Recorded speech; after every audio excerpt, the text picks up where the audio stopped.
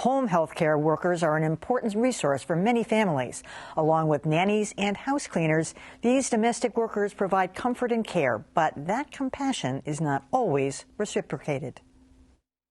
Earlier this year, the advocacy group National Domestic Workers Alliance released a report describing nannies and caregivers as an invisible and unregulated workforce. Among their conclusions, low pay is endemic. Most workers are paid less than $13 an hour. 1/4 don't even make minimum wage. Job benefits are extremely rare. Less than 10% of workers receive retirement benefits, qualify for Social Security, or receive health insurance. Domestic workers also have few job protections. They aren't covered by most labor laws, formal employment contracts are rare, and a third reported at least one instance of unfair or abusive treatment. Now the state legislature is considering a bill that supporters say will greatly expand workplace protections for domestic workers and nannies.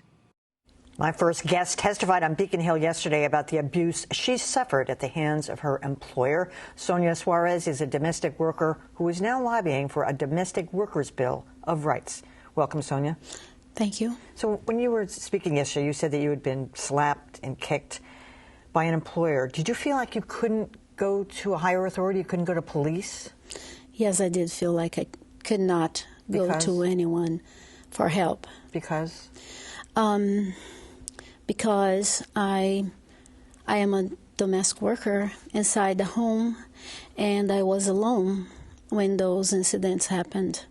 And who would believe me?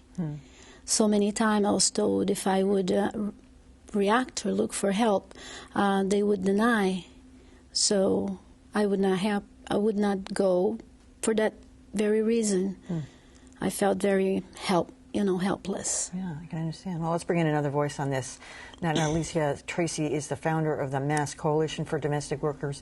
Now, Alicia, the bill that you're putting forth has it's quite lengthy. It has a lot of things. It would insist, in a sense, that employers sign a contract for people like Sonia.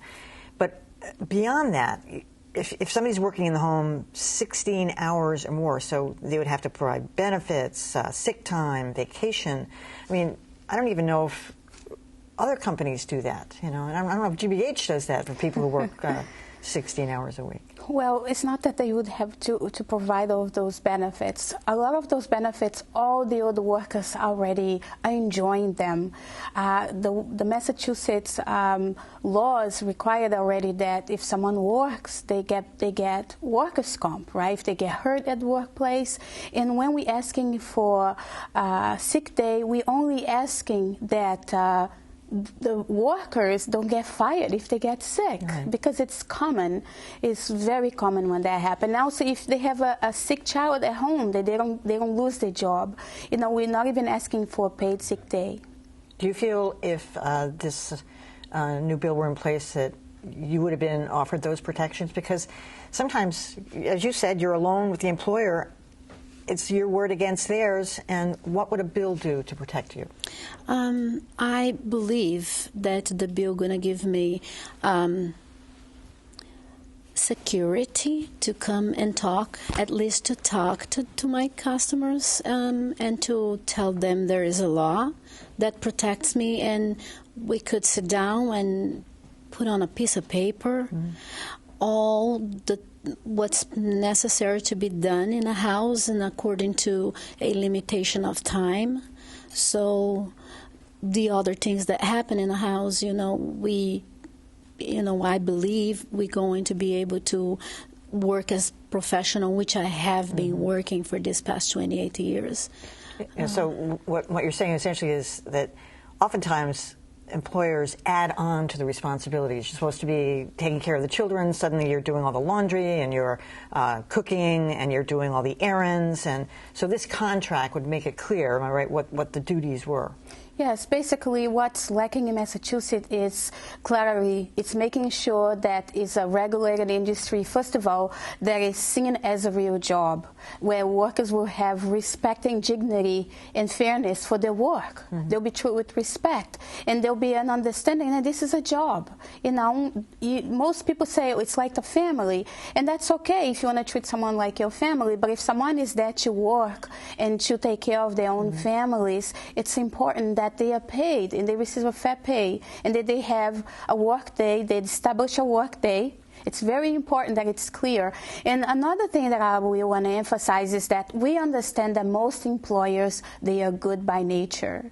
They want to do the right thing, but right now there isn't the right thing to do, because it was never regulated, this industry. All right, another problem in this area, let's just go right to it, is that a lot of people in the are not here legally. And suddenly they're going to have to start, showing their papers and signing up for Social Security and all this, and they're not going to want to do that. How about you, Sonia? I believe that work, it's not necessary. It's immigration. It's a whole different issue.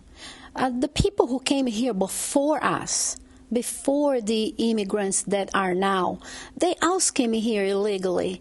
They came here like everybody. The point is that you wouldn't qualify for Social Security and all those things if you were here illegally. Yes, but people are already paying taxes. People are paying income taxes. The people, and also this is not as Sonia said, this is a labor issue that cuts across all groups. I know what I'm saying. A lot of people wouldn't want to sign this contract because they're here illegally. So you may be wanting to help them, but they're not going to want to do it. Our research and everything we have done have shown different, that people are willing to do the right thing. And people are paying taxes already, even though they don't qualify for Social Security benefits and other benefits. All right. It's a good issue. Good luck with the bill on Beacon Hill. Thank you. Thank you so much. Thank you.